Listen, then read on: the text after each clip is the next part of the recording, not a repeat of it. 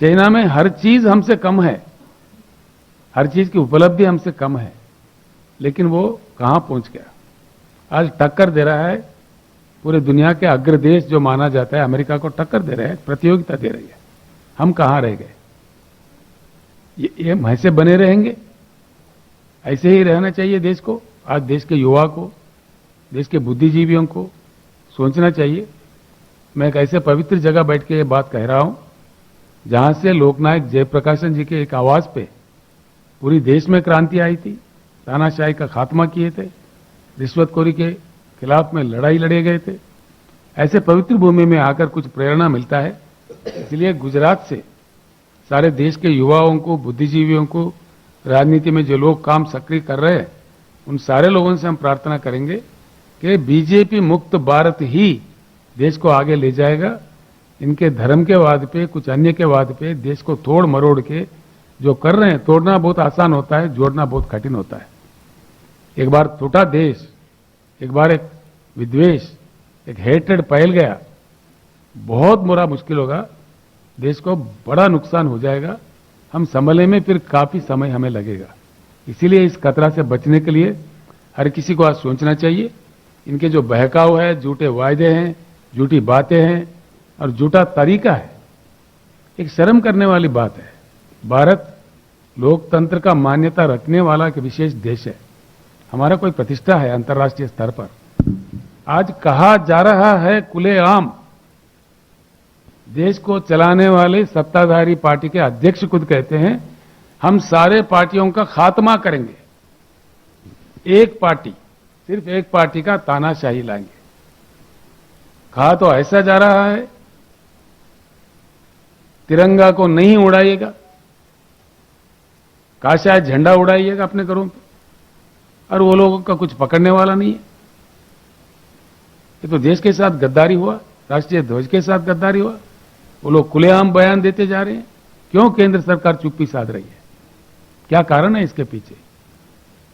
और आज जिस प्रकार के दंगे कराए जा रहे हैं, जिस प्रकार के एक सहिष्णुता हमारे देश में बना हुआ था, जिसके प्रति हमारा देश का बड़ा मान्यता था, जो हमारे राष्ट्रपिता है, महात्मा गांधी जी ने अपने आप को नहीं कहा राष्ट्रपिता, सारे देश ने माना है, सर पे लिया है।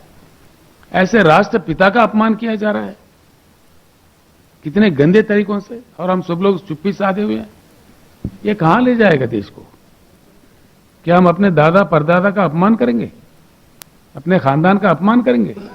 ये किसी देश में होता है? ऐसा नहीं होना चाहिए। ये कहां ले जाएगा भारत को? आगे तब तक हम क्या सिखा रहे हैं? ऐसे भारत किसको चाहिए? और इनके प्रति कोई मतलब कुछ हुआ है, इनका कोई काम है, इनका कोई योगदान है, फलाने सेक्टर में कुछ हुआ है? किसमें सुधार हुआ जी? बातों के सिवाय कोई काम है नहीं। जब ये विपक्ष में थे, गला पाड़ पाड़ के जिन बातों कह रहे थे, जिन बातों का विरोध कर रहे थे, आज वही बात ये अमल कर रहे हैं।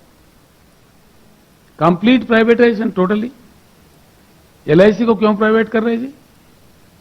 दुनिया का बहुत बड़ा इंश्योरेंस कंपनी है, सक्षम कंपनी है, सक्रिय कंपनी है, करोड़ों जनता का इस देश का बहुत प्यारा कंपनी है। उसको क्यों काटा जा रहा है, क्यों बेचा जा रहा है? पोर्ट भी बेचते, एयरपोर्ट भी बेचते, रेल भी बेचते, क्या बचेगा देश के लिए? इनका योगदान क्या है? ये बेचने में लगे हुए हैं। आखिर एक ही नारा बचा है, बेचो इंडिया। सब बेच दो,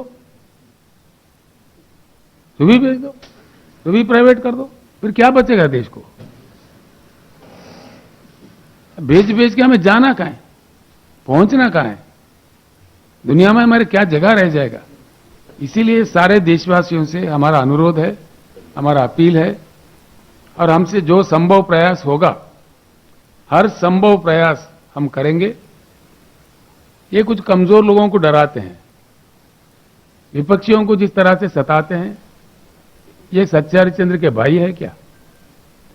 आज सबसे ज्यादा पैसे खर्च करने वाला चुनाव के टाइम पे भारतीय जनता पार्टी है, ये सारा दुनिया जानता है, सभी को मालूम है, आप लोगों को भी मालूम है, हम सभी जानते हैं। सबसे ज्यादा पार्टी में पूंजी रखने वाला पार्टी भारतीय जनता पार्टी है। घोटाले किए जा रहे हैं। कभी हमारे देश के प्रधानमंत्री के खिलाफ कहीं नारा नहीं